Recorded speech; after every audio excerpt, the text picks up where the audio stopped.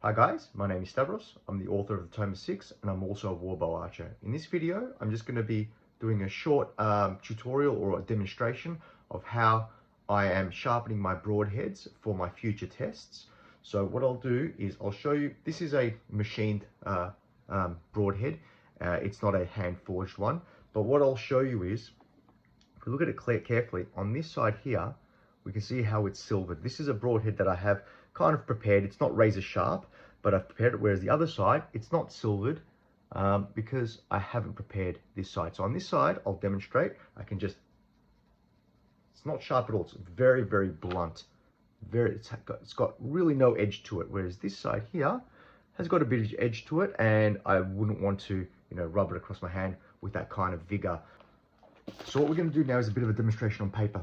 This is not razor sharp, but what we will do is when we put a bit of pressure on the sharpened edge across the paper, it'll slice it. So we'll do the blunt edge first here. You see there is a nice little line there, but there's no cut. We'll do the same with the this one. Again, this hasn't been really sharpened all that well. It's just a giving it a little bit of an edge, and we'll try and put a line next to that.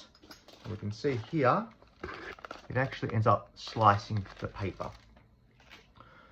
So what I do to sharpen these broadheads, I've got another one here. This one is completely blunt.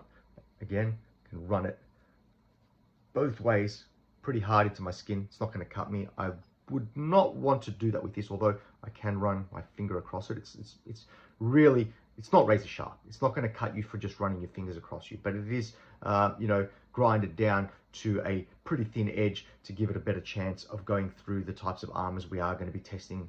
Not these particular broadheads. I've got the Type-16s from Will Sherman, as well as some Type-14s from Hector Cole. These are just cheap arrowheads that I bought from Etsy to practice, my grinding techniques and my sharpening techniques. So what I do is I have a whetstone here, and we have a one edge is, I can't tell you what the grit on this one is, to be honest, and I only usually use the low grit or the rough grit in order to grind away those edges to give it, that kind of honing without getting to that razor sharpness. To get the razor sharpness, you have to use a really high grit, and it takes a long time to do. And sure, if you've got a lot of time to do it, you can get it done, but I don't think it's something typically that would have been done in medieval time. These being manufactured and then grind down to have an edge, I would say yes, but then they're transported in bundles, in barrels, on carts, on wagons. They're going to rattle around. They're just going to lose their razor sharp edge if they are sharpened within a razor. So, but I do definitely think they would be sharpened to within a decent level of sharpness, like I demonstrated before, where I can run it across the paper and it will slice the paper. I think that's probably an appropriate level of sharpness. So, getting them sharp is relatively quick, but getting them to within a razor is a laborious process, takes a lot of time. And if you are going to be marching and traveling and they're going to be rattling around in storage, they're going to start losing that sharpness, so it doesn't become an efficient process. So we're going to take this whetstone, and what we are going to do is add some water to it. Excuse my son's water bottle, but we're going to add a bit of water to it, to the top, and we're going to rub that in a little bit.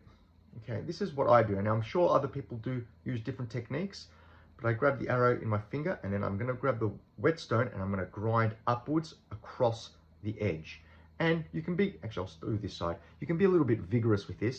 It doesn't need to be precise, so I'll do that slow for the camera. Doesn't have to be precise. We're really just grinding away that edge. Okay, so we'll just continue on this side, and then we'll do the demonstration against the paper like we did with the first broadhead. Go to the other side. Doesn't take very long to do this, actually.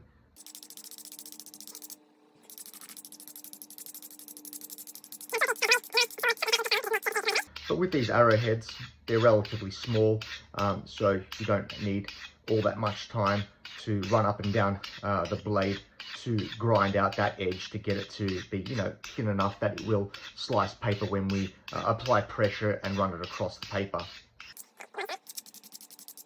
Now, if anyone's got some tips on how to better achieve what I'm doing more efficiently, I'm all ears. But this is the way I do it. So this is the way I, you know, developed the technique. I did buy, you know, this razor head, you know, sharpener. It just doesn't work. I've tried some tools. I've tried knives. I've tried various techniques, but this seems to be the technique that does work for me. And again, the purpose of this is not to create a razor. So, I mean, if people want to comment about, you know, razor sharpening these broadheads, you know, that's not the purpose of this. I'm more all ears, though people do have some quick methods in achieving that. But it just seems to me that if you do sharpen these to within a razor in the context of a, you know, medieval warfare, these arrows are going to be transported in bundles. They're going to be rattling around, rubbing against each other, and they're going to be losing that razor edge. So there's no real point in sharpening them to within a razor after they're manufactured. Okay, so let's see. Yep, that's actually not too bad. So again, I'm going to do the demonstration. We're going to do the side that, again, we're going to do the side that hasn't been sharpened. Bear in mind, we do have one slit here from the previous demonstration. So the side that hasn't been sharpened. So, yep, let's put that the camera there a little bit so we can see it. Yep, here. Okay, see that? It's actually torn. I'm just putting so much pressure on it that it actually ends up tearing the paper. It's not cutting it. So we're going to use the sharpened side. I'm going to do it on the top here. Okay, and see if it cuts. There we go. Tore it a little bit. Probably wasn't sharpened so fantastically. You saw that it was really quick that way. So it was pretty quick. The amount of grinding I did, it needs to be grinded out more. But that's just a demonstration of the difference. It will start slicing and tearing. This one, like I said, needs a bit more sharpening, a bit more work. You know, but it doesn't take all that long. I can really feel in some places like here, it's blunt. In here, a little bit blunt, but in the middle here, yeah, I don't want to run my fingers with any amount of pressure. It will start cutting the skin. So yeah, this just needs to be worked on longer to get it the whole edge, the whole facing sharp, and I would do the same with the other side. So I've done this with, this is how I sharpen my, my broadheads, a technique I've developed, you know, through trial and error. It's probably not the best technique, but nonetheless, that's what I do, and that's how I will be sharpening my T16s and my T14s for future tests, to give them a bit of a better chance of penetrating armor, because I think that's what they would have done historically. So I hope you enjoyed this video. If you do have some tips for me in how to improve my technique to sharpen the broadheads more efficiently and better, I'd love to hear them, because, you know, any improvements I can make for our tests will make the tests more authentic, and the results, you know, will as a result be better as well themselves. So I hope you enjoyed this video. Stay tuned for my future videos, where I will be doing some more armor tests and hopefully some more chrono tests as I continue to battle with my 105-pound bow, which I think is a bit more than 105 pounds, and that's why I can't draw it, because I can regularly draw my 100-pound bow. So hopefully those will be the next videos in the near future, as well as some more armor tests. So thank you once again, and stay tuned for our next video.